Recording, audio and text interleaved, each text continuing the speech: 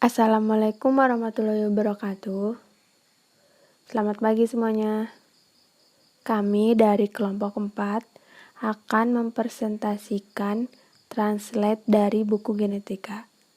Kelompok 4 terdiri dari Ulmi Irfaqo, NPM terakhir 012, Dava Nur Fauzan, NPM terakhir 191, Reynaldi Firdaus, NPM terakhir 195, Ihda Abdul Hadi, NPM terakhir 206, dan Idam Rinaldi, NPM terakhir 208.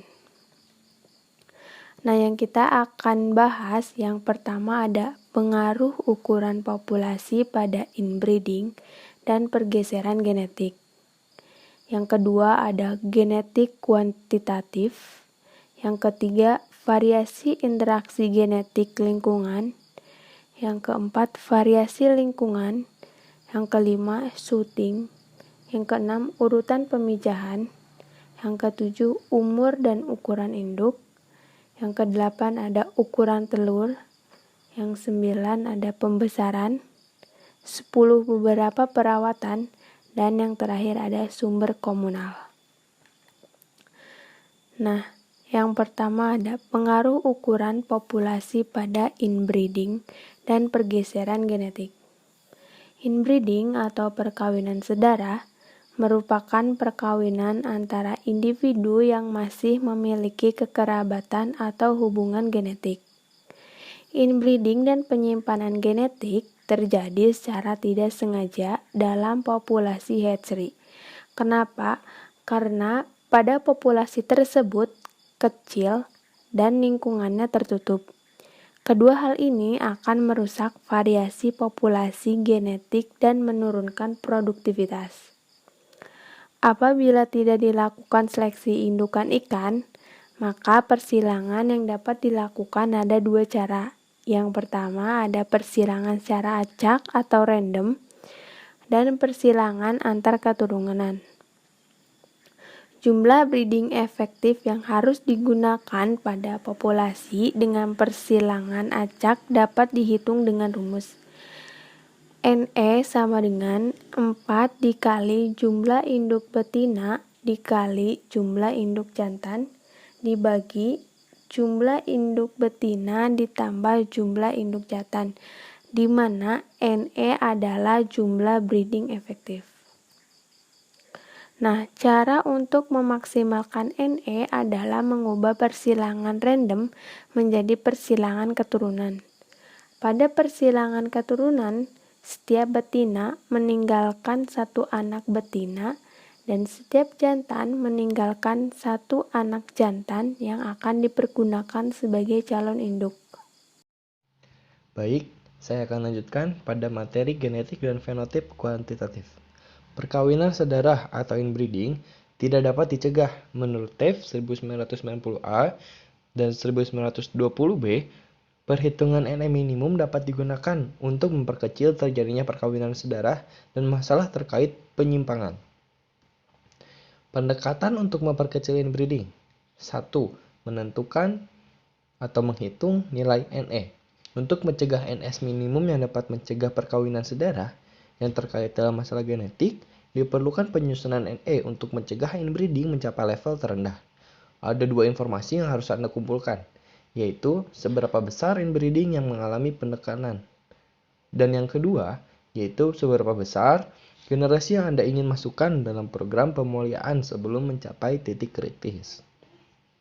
Dan setelah Anda memenuhi kedua nilai tersebut, Anda dapat memperkirakan konstanta minimum yang akan menghasilkan keturunan yang kritis dalam jumlah generasi yang Anda inginkan. Apabila Anda memilih 15 sebagai tingkatan perkawinan sedara dan Anda tidak ingin mencapai generasi 15 NE, maka perhitungannya sebagai berikut. Langkah pertama, yaitu menghitung nilai F per generasi. Nilai F sama dengan 0,05 pada generasi ke-15. Dengan rumus F per generasi sama dengan 0,05 per 15 generasi. F generasi sama dengan 0,003333 per generasi.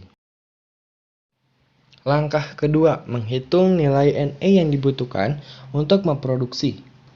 Misal, F sama dengan 0,003333 per generasi.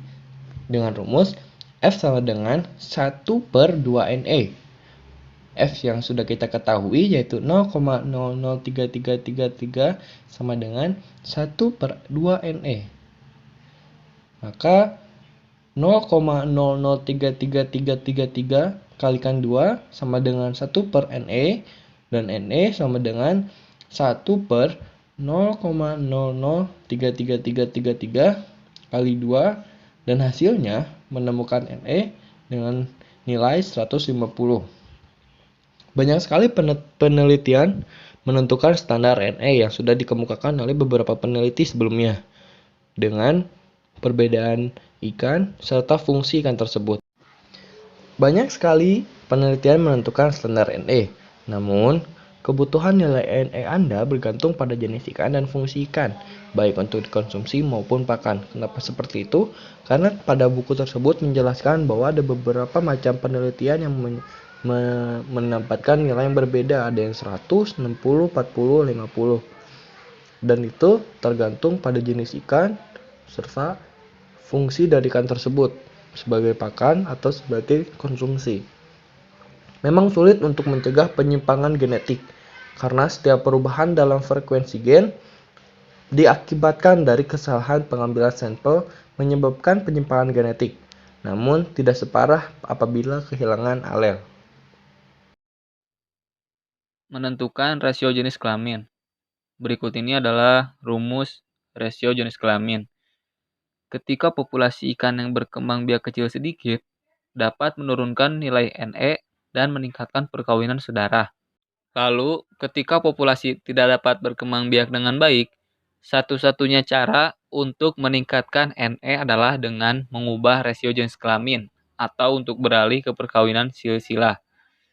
Berikut ini adalah contoh rumusnya, di mana NB adalah efisiensi permuliaan yang efektif dan N adalah ukuran populasi. Selanjutnya, variasi interaksi genetik lingkungan. Komponen terakhir, VV, yang dapat dieksploitasi dengan pemuliaan untuk meningkatkan produktivitas adalah komponen varians interaksi antara genotip dan lingkungan. Variasi genotip E. Interaksi ini terjadi karena beberapa alel yang bertanggung jawab untuk produksi fenotip diekspresikan secara berbeda di lingkungan yang berbeda. Selanjutnya ada variasi lingkungan. Variasi lingkungan atau VE memiliki variabel yang jelas. Lingkungan yang baik akan memperbaiki fenotip. Contohnya, jika ikan diberi pakan yang tepat, dipelihara pada temperatur yang optimal, kualitas air yang bagus, ikan akan tumbuh dengan cepat. Sehingga VE memiliki dampak besar pada ikan. Jika tak terkontrol, dapat merusak perkembangbiakan ikan. Shooting.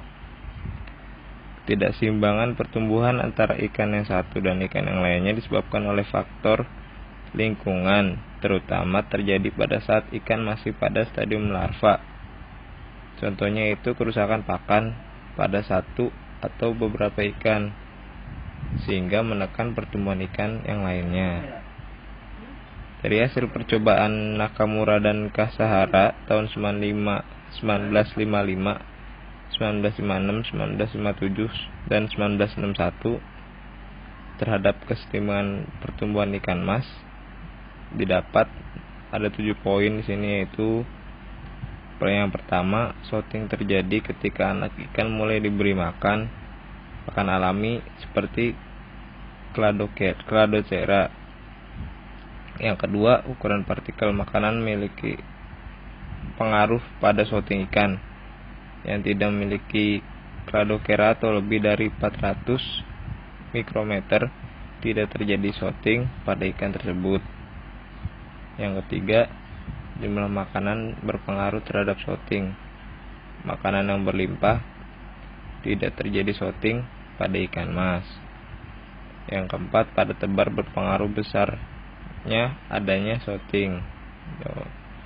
Yang kelima, tingkat kompetisi makanan. Yang keenam, jika shot ikan mas dihilangkan pada populasi, maka akan muncul shot ikan mas yang baru. Yang ketujuh dan terakhir, dikendalikan oleh lingkungan. Selanjutnya ada urutan pemijahan. Ikan yang lebih tua biasanya mempunyai keunggulan ukuran karena mereka mempunyai hari pertumbuhan tambahan.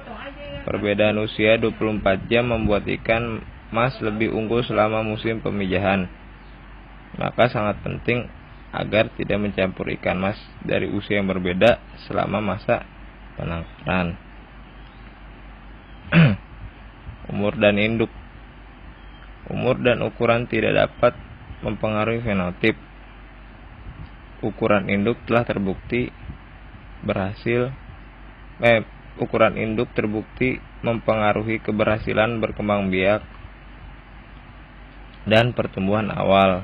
Umur berpengaruh pada kesuburan, panjang telur, dan daya tetas. Selanjutnya, ukuran telur. Ukuran telur adalah variabel lain yang dapat mempengaruhi pertumbuhan. Ukuran telur dipengaruhi oleh persediaan makanan, kualitas makanan, dan ukuran serta usia induk betina, dan bukan disebabkan oleh gen yang unggul. Selanjutnya, pembesaran. Perbedaan ukuran awal di antara kelompok-kelompok itu penting, karena perbedaan ukuran ikan menjadi lebih besar seraya ikan itu tumbuh. Wohlfahrt dan Moaf 1972 mendapati bahwa hal ini benar pada ikan mas biasa, dan Chappell pada 1979 menemukan efek yang sama pada ikan lele. Karena perbedaan ukuran awal yang diperbesar, penting untuk membandingkan kelompok yang memiliki ukuran awal yang sama. Jika tidak, perbedaan ukuran yang terlihat sewaktu ikan itu dipanen bisa terjadi karena perbedaan ukuran awal atau VA, dan bukan perbedaan genetis. Selanjutnya, multiple nursing. Moaf dan Wohlfahrt 1968 mengusulkan berbagai perawatan sebagai cara untuk mengatasi masalah perbedaan ukuran awal. Multiple nursing adalah teknik di mana ikan yang lebih besar dicegah kelebihan stok atau kekurangan pakan, sementara ikan yang lebih kecil dibiarkan tumbuh. Selanjutnya, sumber komunal. Nah, ini tuh sebenarnya adalah communal stocking atau pemeliharaan bersama. Menurut Moaf dan Wohlfahrt 1968, 1974, dan Wohlfahrt dan Moaf pada 1969 menyatakan bahwa stocking komunal adalah teknik valid yang dapat digunakan untuk membandingkan kelompok ikan. Nah, yang dimaksud di sini adalah ikan yang memiliki kelompok genetik berbeda dipelihara bersama dalam satu kolam untuk menduga perbedaan di antara kelompok genetik yang diuji. Selain itu, teknik ini sebenarnya meningkatkan perbedaan fenotip di antara kedua kelompok, sehingga lebih mudah untuk mengevaluasi perbedaan genetik. Nah, terima kasih kepada teman-teman yang sudah menyaksikan videonya. Demikian pemaparan dari kelompok kami. Mohon maaf apabila ada kekurangan maupun kesalahan dalam berkata. Semoga ini dapat menjadi amal ibadah tambahan bagi teman-teman di bulan suci Ramadan ini. Wassalamualaikum warahmatullahi wabarakatuh.